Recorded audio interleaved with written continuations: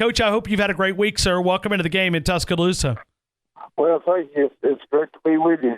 Yeah, just wanted to spend a few minutes, and I know we generally catch up on Thursday, but what's the atmosphere like down there, Coach? Is it beginning to? I didn't go in town today. I don't, but it's Onbo week, and you know what it's like. It's a little bit, it's a little bit laid back because of Thanksgiving from a standpoint of, we got to deal with that tomorrow. But folks was athletes were supposed to come in town last week. They left. They're still here. And, they got apartments and stuff, and, in town here. I'm sure they got the same thing in Tuscaloosa where they just taking a Thanksgiving vacation in Auburn. Sure. Well, it's we're leaving early Saturday morning coming down. We're not going to be able to make the trip on Friday night, but looking forward to going down and obviously being a part of the activities. Coach, what do you think this game will come down to? Oh, goodness.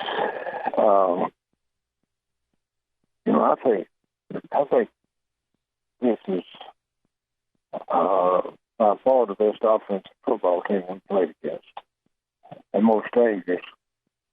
And with that being said, we'll have a handful just getting stops because they're good. They don't have a very own offense because they're not good. In some areas, they're great. And the quarterback, I guarantee you that everybody plays in Alabama tries to come up with a scheme and a plan to do something to contain number two, and nobody's been able to do it. He's just too strong and too fast and too good athlete. He just escapes and he makes plays. And he makes plays when he needs to make plays to keep drives alive or to win games at the end. Well, Coach, when you look at the Auburn Tigers, certainly the momentum that they've got right now, you feel like all the momentum in just the way we judge it is on that side. Is that a fair statement? What do you mean now? I didn't understand the question. Just the momentum, the energy, Coach. I mean, it seems to be. I think that I don't see that we should have any more energy than Alabama. Except, it might be old to them because they're in the hunt every year. We don't, we haven't been in the hunt since 13. And so naturally, I think that our kids are going to be excited about playing, and excited about the opportunity. But I think, looking at Alabama, I think that we're the best team that Alabama's played.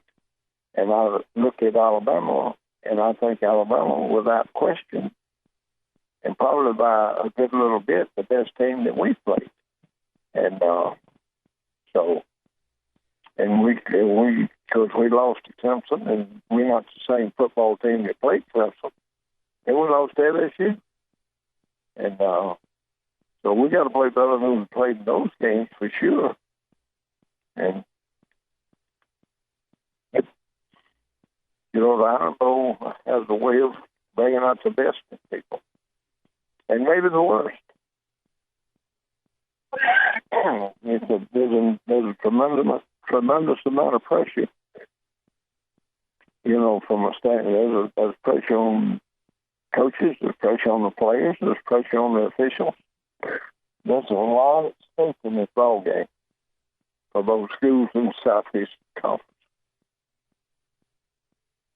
Yeah, there's no doubt. But, Coach, to give you an example, and I know this really doesn't matter, but we've probably had 50% of the people that we feature on this program in Tuscaloosa have picked Auburn to win the game.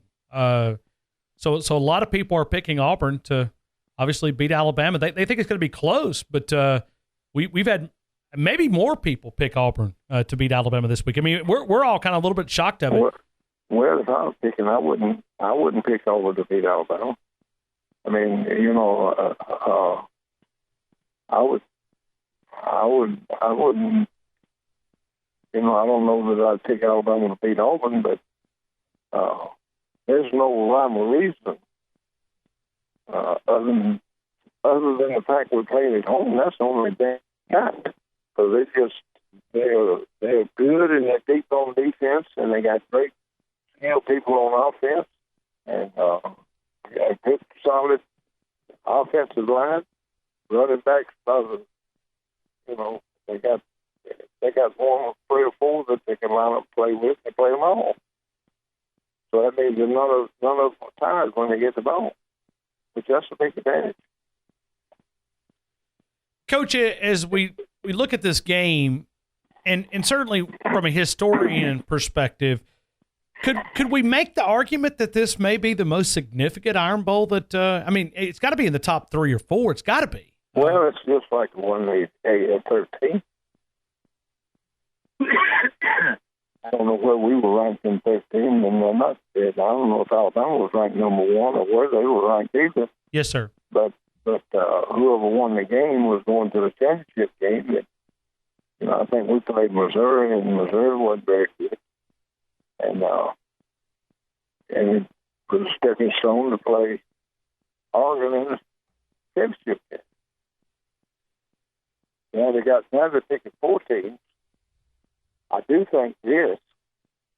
I think there's a real good possibility if we should win. And probably deserve it. Alabama could still be in the top 4 teams. Depends on what happens in the rest of the country. And of course we're going to have to if we should happen to beat Alabama, and I don't think it's we're not the experts, we're an underdog. We got to beat Georgia again, and that won't be easy.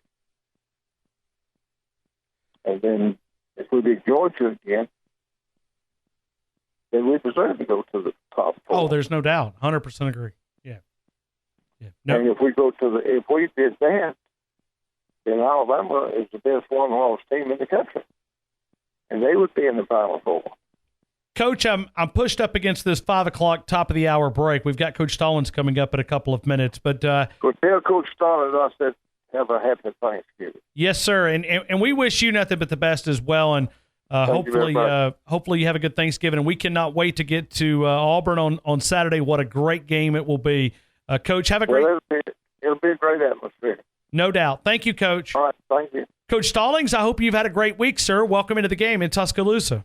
Thank you, Ryan. And before I forget it, happy Thanksgiving to you. No doubt, sir, and happy Thanksgiving to you. And we just hung up the phone about 3 or 4 minutes ago, and Coach Dye was on, and I told him I had to get to Coach Stallings, and he told me to wish you a very happy Thanksgiving as well. Certainly. He and I were in Birmingham Sunday and then did a little program and thoroughly enjoyed visiting with Pat as always, too. No doubt. And, this rivalry is so special, and it's weeks like this week when you anticipate the game that like we are makes this one so special.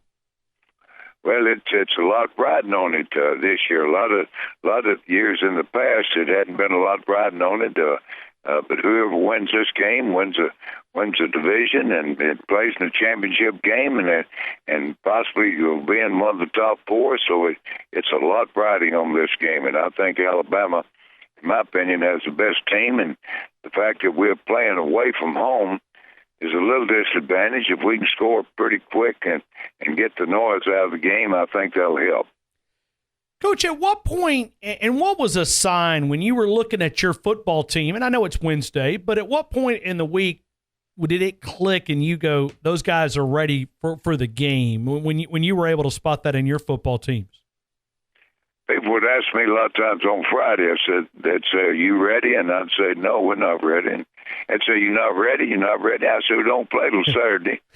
And you get ready too quick. And Coach Saban has a knack of getting his team ready to play at the right time, and I'll assure you they're not ready to play right now, but Saturday they'll be ready to play. Coach, let me ask you about emotions in a game like this, knowing how important this game is and knowing the rivalry that lives 365 days. as a coach, do you concern that maybe you're too emotional in a game like this? No, I'd rather be too emotional than not emotional enough. It's both sides are going to be just as emotional. It's just as important to Auburn as it is to Alabama. Just as important to Alabama as it is to Auburn, and I look for them to be very vanilla in the first series or two. They don't turn the ball over, and then after that, then it's business as usual. We were talking with Coach Stallings. The phone lines have been jammed up for quite a while as we work our way into the conversation. Certainly we'll get you some phone calls here to ask you some questions and to get on to this Alabama and Auburn game.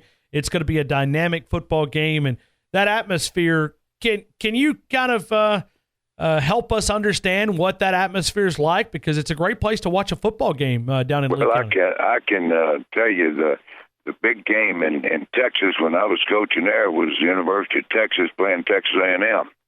And we talked about the game the week before and the week after. But the Iron Bowl, they talk about it every day in the year. There's going to be somebody somewhere talking about the Iron Bowl game. So that in itself says this game is extremely important. Obviously, bragging rights and who can beat who, and I think the fans get more involved and fired up rather than the players. The players are going to be ready to play, but they're not near as vocal as the fans are. Well, Coach, it's amazing, even at a young age. I'll tell you a quick story. On Sunday afternoon, I finished up some Thanksgiving, and I decided that I was going to carry my little nephew that's 8 years old down to the shooting house, and we were going to sit in there for a couple of hours. And he's so loud, there's no way a deer wouldn't come from 3 miles away. But we were going to sit there with his BB gun, and I handed him an orange hat, Coach, and I said, Eli, you're going to have to wear this orange hat. And he refused. And I said, why are you refusing to wear the hat? And he said, I don't want anybody to accuse me of being an Auburn fan this week especially. 8 years old, Coach, 8 years old. Well, they've got to declare early when somebody moves in and goes to school the first day. They've got to declare whether or not they're Alabama, Auburn. They don't know the difference one or the other, but they got to declare. And that's just the magnitude of the game. And people are passionate on both sides of the game, and both teams are going to perform well. And this year, there's a lot riding on the game.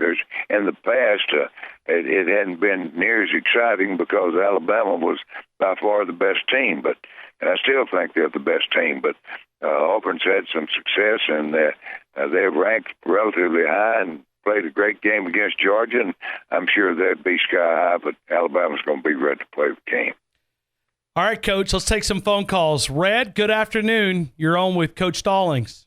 Good evening, Coach. You sure sound good today, buddy. Well, Red, I feel pretty good, and I'm very thankful, and I hope you have a good Thanksgiving, you and your family, and I've got a lot to be thankful for myself. Yes, sir, we both do. And Coach, I want to go back to a player that played for you by the nickname of Tank, Sherman Williams. Yeah. That was one Sherman Williams Coach. was an outstanding running back. In fact, he was voted in one of the bowl games the player of the game, and I forget exactly which one it was, but he broke just a little short to pass and ran about 60 yards for a touchdown, and it allowed us to win the game. But yeah, I'm very fond of Sherman. He's went through some hard times, but he's come out on the right end, and he's done everything he can to help young people, and he's paid the price, and he's a fine young man. Yes, sir, he sure is. He overcome a lot of obstacles after he left. But there was one game, Coach, that we started the game and the offense ran out on the field, and you got to screaming, and you called Sherman back to the sideline and did not let him play the first part of the game, and everybody was scratching their head, wondering, why in the world did you keep him out? And when you explained after the game why you didn't let him start, I almost fell out of my chair laughing about why you called him back. Could you share that story with us again? You know, Red, I don't even remember why I didn't start him. You got to help me out. It's been a long time. The media was trying to guess, and they all tried to say that it's because the color of socks he went out on the field in. And you said it had nothing to do with the color of the sock. It had to do with he didn't put his socks on. Oh, well, I don't really remember that. A lot of things happen, and I'm accused of doing a lot of things that don't happen. But I'm sure I did that. But if he put his shoes on, I'm sure I let him play. He did, but you set an example for him that he's gonna be fully dressed before he went out on that field. And we had to go back and watch a replay of the game, and sure enough, he went out there with no socks on. Then when he did go out there, he had them white socks on. Well, I don't really remember that, but I do remember how well he could run with the football, and he went through some tough times, and he came out of it, and I'm extremely proud of Sherman. Yeah, he was very good. Well, that's how he got that nickname, the Tank. He was like a Sherman Tank when he got a hold of that ball. Yeah, he could run the football. He really could. I didn't particularly care for his little old shake, but anyway, as long as he can run the football, I could put up a little of that. Yes, sir. Well, Coach, I want to wish you and Miss Ruth and your whole family a very happy Thanksgiving, and y'all enjoy it and enjoy the ball games that's coming. Y'all have a blessed day, sir. Well, I appreciate it, and let's hope that we're happy when the game's over. Coach, before we take our next phone call at 205-342-9904, what kind of plans do you have for Thanksgiving? You having a lot of your grandkids and kids in town? I don't have them all, but I'll have two of my daughters and their children will be here. A couple of them will be gone, and I've got a grandson playing at Clemson, and one of the daughters and their children will be down for that game. But we'll have about 20 people at Thanksgiving, and I'm looking forward to visiting with good friends and my children and grandchildren. Now, Coach, what's your favorite dish that Miss Ruth Ann cooks? Well, my favorite is good night. I'm having a senior moment, but anyway, it's a salad. It's a fruit salad with a lot of good night. I can't even think what I'm trying to say, but a lot of whipped cream in it. Okay. And she fixes turkey and all that kind of stuff, but I really like the fruit salad. Well, get you a double dose tomorrow. You've worked hard. So, Coach. Well, I hope I don't eat too much, but I'm going to eat plenty. Okay. Let's go down to Pee Wee down in Grand Bay, Alabama. Pee Wee, you're on with Coach Stallings. Coach, how are you doing, sir?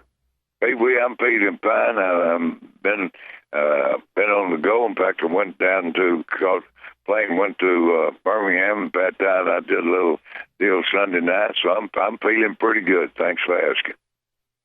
Well, we appreciate it. I hope you and your family, like Brad said, that y'all have a very blessed Thanksgiving and enjoy the time with your family. I've been extremely blessed anyway. I've gone through 2 strokes and a heart attack, and I'm still here to enjoy the Thanksgiving, and I'm very appreciative of the fact that I'm still got good health. Yes, sir. We're blessed as well that you're still here. I kind of have a 2-part question for you. A few weeks ago when Auburn played Georgia, their big deal was they went in and they shut Georgia's running game down and threw the game on the quarterback's shoulders to win. I kind of got a big feeling that they're going to do that or try to do that again this weekend against us and make Jalen beat them in the game with his arm. And I was just wondering your thoughts on that. And secondly, we've always had the week of preparation for this game. Thanksgiving has always been in this mix. Does that in any way change the preparation from a normal week for this week for the Iron Bowl because of the Thanksgiving holiday? No, it does not. We always celebrated and had the Thanksgiving dinner, but it didn't affect the practice preparation one bit. So I will assure you that Coach Saban, even though he'll have a Thanksgiving, his mind's going to be on getting them ready to play Auburn. Well, do you think that that Auburn's game plan is going to be to try to shut our running game down and force Jalen to win this game with his arm? If I were playing against Alabama, my objective would be to shut the quarterback down because he's won a lot of games by himself, either running the ball or what he's made a lot of key plays. And if they can control him, they'll have a chance. If they can't, well, if he runs the ball for 100 and some yards and passes for 200, it'll be a long evening for Auburn. But if they can control him, then the game will be a little closer. Pee-wee, yes, sir. Thank you very much. Absolutely. Thank you, Pee-wee. Pee-wee down in Grand Bay, 205-342-9904. Gino, good afternoon. You're on with Coach Stallings. Good afternoon, Coach. How you doing? Doing fine, Gino, and happy Thanksgiving to you. You too, you and your family. I just got a quick question. I'll kind of, based on kind of what Ryan said a little bit earlier, there's a chance that you're going to have a couple of free linebackers that not necessarily mean that they're cleared to play yet, but if they are cleared to play, that you're going to have potentially having some more of our linebacker injuries that are available to play maybe as soon as the Iron Bowl. My question is, based on the fact of our starters now that are kind of gaining experience, even though some of them are freshmen and stuff like that, how much do you think? I know they've been practicing and such, but I'll hang up and listen. But what do you think as far as how the linebackers, if they do come back, how are they going to be able to get adjusted to the speed of the game when they basically been out all season? Well, if the players can play, they'll play. But you've got to look out for the safety of the player. And if the trainer says that they can't play, it doesn't make any difference how badly they want to play. They won't play. If the trainer says they're cleared to play, then they'll play because they're going to want to play in this particular game. They know the importance of it, and they know what the outcome of this particular game is. But even if they can't, they've got good players that back them up. There are a lot of five-star linebackers that could be playing for other people that hadn't played a lot because of the people that's playing in front of them. So I'll assure you the defense will be fine, and I think the key to the game is going to be the punter. If he can punt the ball and make Auburn go 85 and 90 yards every time they get the ball, then I think they're going to have a hard time beating Alabama.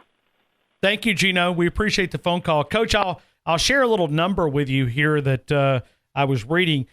7 defensive starters have missed sometime this season. Even through all that, and this is why I continue to give Coach Saban and Coach Pruitt tremendous credit. Through 11 games, even with 7 starters that have missed significant time, Alabama still ranked in the top 10 in every significant defense category. They're top in scoring defense. They're top in total defense. They're top in passing efficiency defense. They're second in rushing defense. They're third in pass defense. They're fourth in first downs allowed. Alabama's red zone, only TCU has a better number.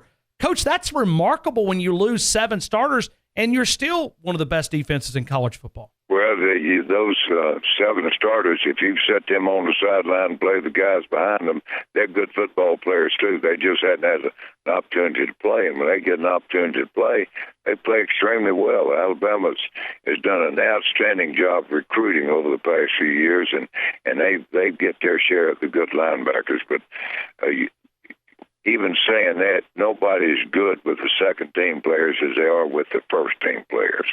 So if the first-team players can play and they're capable, then that's going to be a real plus for Alabama. Coach, phone lines are jammed up. Can we take a couple of more phone calls? Sure, I can. All right. Let's go to Ellis in Manchester, Tennessee. Ellis, good afternoon. You're on with Coach Stallings. Good afternoon, Coach Stallings. Ellis, how you doing? Doing just fine. I'm the same way, like you said about your strokes and all. I've had 3 heart attacks and got a defibrillator pacemaker. So he's got us here for something. I don't know, but maybe one day I'll find out what he's got me here for. Well, he's got a plan for us. Otherwise, we'd be up there with him. So whatever it is, yes, I hope I'm ready for it.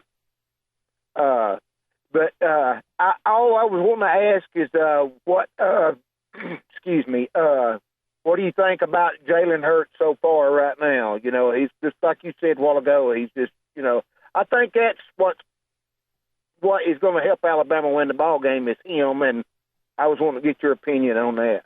I think he's the best quarterback in the conference by far. He is single-handedly from time to time helped Alabama win games.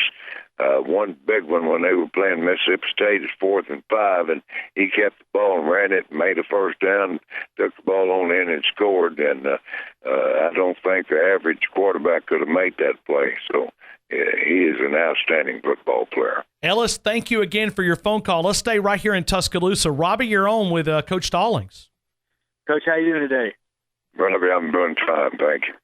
Great. Yes, sir. Well, I just want to tell you it's such an honor and a privilege to be speaking with you. And I've met you on numerous occasions up at the Marriott Shoals in Florence, where you've, I think, spoken a couple of times. So that was an honor as well. I'm so glad you're doing better and your health is better. So I just want to congratulate you on that and appreciate everything you've done. And I want to ask you a question too. And this is more of an Alabama-Auburn comment, not necessarily when you coach, but a friend of mine, his name is P.J. Talley. He's an accountant in town, and a lot of these Auburn fans, are talking about that 1-second play, against Alabama and things like that. Well, he decided he'd do the math, and believe it or not, with his numbers, it is over 125 million seconds since they have beaten us. so just in case anybody Auburn fans, come at you or Ryan or anybody, we can say 125 million. And I also heard a stat, and I don't know if this is true or not, but that since Coach Bryant retired, that Auburn has won 17 Iron Bowls, and we have won 17 Iron Bowls. I'm not sure if that statistic is true, though, or not, but just wanted to throw those numbers there at you, Coach. And again, we're so thankful for your help and appreciate everything you've done for the state of Alabama as well as the university. So thank you. Well, I appreciate that, and I hope you have a good Thanksgiving too, my friend. Thank you, Robbie in Tuscaloosa. Got time for just a couple of more here. JK, you're on with Coach Stallings. It took some persistence today to call today. Hey, Coach, how you feeling today? JK, I'm feeling fine. I really am. I'm excited about some of my children, grandchildren coming in for Thanksgiving, and I'm looking forward to the game on Saturday. Coach, is it true that every time you get around your grandchildren, it knocks a couple of years, it adds a couple of years to your life? Well, I don't know. I'm 82 as we speak, and my grandchildren getting a little older. So I'm afraid that my life is running out, to tell you the truth. Well, they've already gave you some bonus years already, Coach, so we're all blessed with grandchildren. Well, Coach, I want to ask you a two-pronged question today. All right. What was your best or favorite Iron Bowl memory, and what was your worst or most disliked Iron Bowl memory? Well, the worst one, we playing in Auburn, and it was a close game, and we threw a pass, and they called it out of bounds, but all the videos and so forth showed it was in, and that cost us a game. And I had the picture blown up, and that caption under said, "Sometimes things just don't count." So I remember that very well. And my favorite one, I guess, is the last one when I was going to retire, and I didn't want to go out a loser, and we had 74 yards to go, and about 70 seconds and a minute and so. Anyway, we took the ball down and scored that in timeouts, and I remember that game very well. They stuck in your mind this long, so they must be important memories for you. Coach, I'm out in L.A. today, and it's not 94 degrees out here. What's it like where you are in Texas? It's right now, as we speak, it's about 44 degrees. It's getting cool, and the sun's going down, and it gets dark extremely early since the time change, but it gets daylight quicker, so I don't really like this time, but they say it's best for the school children. They can get on the bus and they can see, so I can live with that. Well, Coach, I appreciate you blessing my day, and I hope you and Miss Ruth Ann have a wonderful Thanksgiving, and you get everything you want at Thanksgiving, and you get to spend plenty of time with those grandkids. Thank you for talking to me today, Coach. I appreciate it, and I hope you have good Thanksgiving too, my friend. All right, let's take our final call. Julian, I've got about 1 minute right here. You're on with Coach Stallings. And a huge Roll Tide to you, Coach Stallings, and my brother Ryan. It's a blessing to be on with you, Coach Stallings. Thank you for taking my call. Is Ryan Fowler your brother? No. No, my brother in Christ, Coach. Okay. Anyway, Coach, I have a question for you. All righty. I've asked several people this question, and they're all males, and they can't answer it for me. So I'm going to ask you because I know you know. All righty. When our team goes out to do the coin toss, all right, and they choose heads or tails, do they get to pick heads or tail, or do you, being the coach, tell them which to pick? No. The whoever's flipping the coin has that prerogative. They can call heads or tails. Doesn't make me one bit of difference as a coach. And I like to win toss because I like to defer and take the ball the second half. But no, whoever's flipping the coin, they make that call on their own. Okay, yes, sir. Well, sir, Coach, I love you so much, and I love you and your family. I'm so glad that prayers have been answered with your health, and I wish you a blessed Thanksgiving. And one more thing, that fruit salad you're talking about, I don't know the name of it either, but my grandmother, who's deceased, made it also. It has coconut in it, whipped cream, grapes, cherries, and every other fruit that you can think of, and also nuts. I think it was walnuts, and we love it also. Tell Miss Ruth Ann we love her. Thank you. All right. Listen, thank you, and you have a wonderful Thanksgiving, hon. She always brings a lot of energy to our show, so we appreciate Julian. Coach, we appreciate you, no doubt, for being a part of our show, and we wish you nothing but the best this week, and happy Thanksgiving from all of us here in Tuscaloosa. We appreciate you, Coach. Well, I appreciate it, and Ryan, be sure and tell the coach when you do the press conference that we're pulling for him extremely hard and know that he's going to do the best he can and hope things work out for him.